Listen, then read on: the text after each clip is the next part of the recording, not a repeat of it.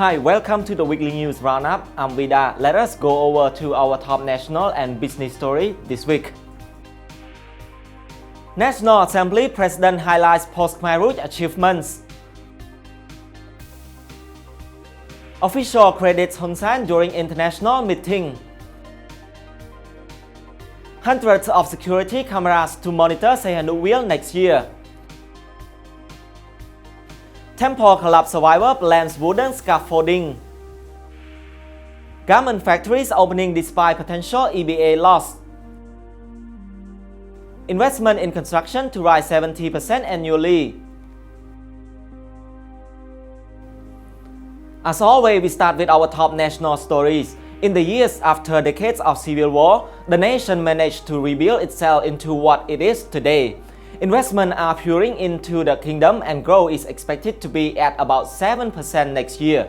National Assembly President Heng Samrin earlier this week highlighted the role joint forces play to achieve peace in the kingdom. Mr. Samrin highlighted the achievement during an anniversary event marking the founding of the Solidarity Front for the Development of Cambodian Motherland.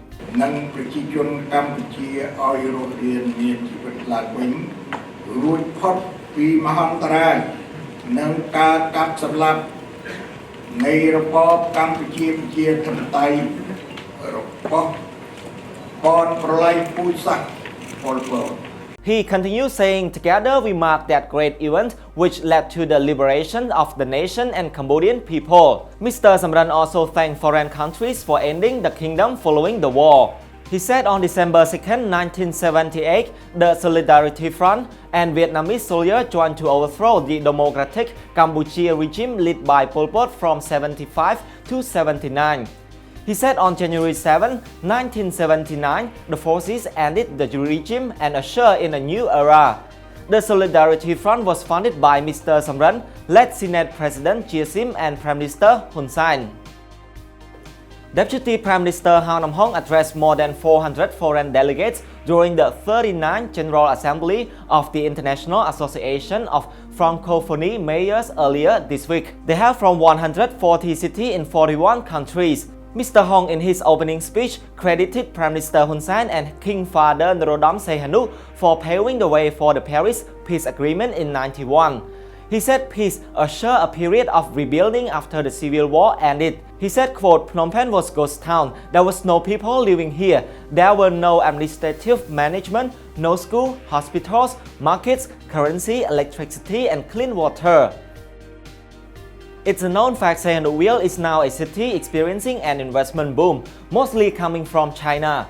According to a recent National Police report, about 100,000 Chinese citizens are living and working in the once quiet town. With money pouring in, crime follows. Safety concerns in the city prompted authorities to create specialized groups aimed at coping crimes being committed by and on foreigners. Most recently, police in the city is now planning to install hundreds of security cameras to monitor traffic and increase security next year. Major General Chunaran, Chief of Sihanouk Provincial Police, said a total of 600 cameras will be placed in 500 central locations, including along 34 newly constructed roads. Major General Naran added that technology plays an important role in ensuring public security. He said, quote, the cameras will help alert police when people are trying to hide their infraction or crime. They will not be able to do that. They will not be able to argue against their mistakes anymore. Security is important for a developing country. On Monday, a temple under construction in Siem Reap province collapsed, causing killing 3 and injuring 16 others. The temple building was located in the Prasat Kok Chok Pagoda in Siem Reap city. Witnesses said the temple building collapsed as workers were doing work. It prompted rescue workers to rush into the site and help those who were trapped beneath rubble. When the dust finally settled, one worker blamed the collapse on weak scaffolding. Plong Chantha, a construction worker who sustained injuries to his hand and body during the incident, recalled what happened. Mr. Chantha said more than 20 workers were pouring concrete to build the roof, but it gave away once the work was nearly finished. He added, I did not want to do it at first, but because the construction supervisor asked me to help the monks, I later agreed. Mr. Chantha, who has 4 years experience in construction, said the collapse might have been caused by technical problems. He said wooden scaffoldings were mostly used in the building to support concrete work. Mr. Chantha said, quote, "Another thing is that the wooden scaffoldings had been left in the open for 7 to 8 months before they called us to pure concrete. Some of them might have been decayed due to sunlight and rain." Vulnerable Thisakun, among at the pagoda who suffered leg and chest injuries, said he had been watching the construction work when the building collapsed.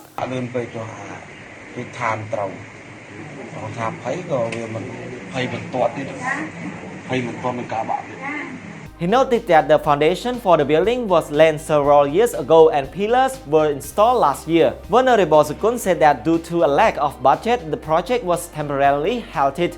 Work to put in a concrete roof only started a few days before the collapse on Monday. And on to our top business stories. The European Commission is currently reviewing the kingdom to see whether it should temporarily suspend its everything but arms preferential trade status. The move was done due to perceived democratic and human rights setbacks following the dissolution of the former opposition CNLP 2 years ago. Last year, garments and footwear exports were valued at $10 billion, up 24% from $8 billion the previous year, according to the National Bank of Cambodia. The World Bank predicts without the EBA benefits, Cambodia is looking at an annual loss of $513 to $654 million. Despite this looming threat of an EBA suspension, a report on Asian investment this year revealed garment factories continue to open in the kingdom. It said 17 garment factories were established in Cambodia in the last 2 years, generating 11,502 jobs in the sector. The investors were from Hong Kong, Japan, Singapore, China, and Australia, the report said. It noted that the factories produce handbags, wallets, sportwears, t-shirts, and jackets, among other products. Ken Lu, Secretary General of the Garment Manufacturer Association in Cambodia, told Khmer Times growth in garment exports has been relatively stable but that it will likely decline this year. Mr. Lu said, quote, "Our main concerns are still next year's wage increase and the EBA issue." The European Commission is set to announce its final decision on EBA in February.